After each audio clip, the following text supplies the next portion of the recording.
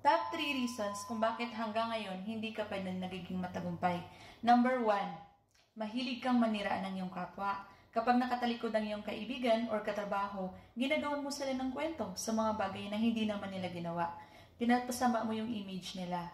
Friends, alam ko na inggit ka sa kapwa mo, pero hindi yan makakatulong para sa ikatatagumpay mo. Sa halip, mag-focus ka sa goal mo. Paluguin mo ang sarili mo. Hanggang sa one day, makita mo na lang na successful ka na pala. Number 2, nakikipagkumpit ka sa boss mo. Friends, boss mo yan. Kaya tigilan mo na yung pakikipagkumpit sa kanila.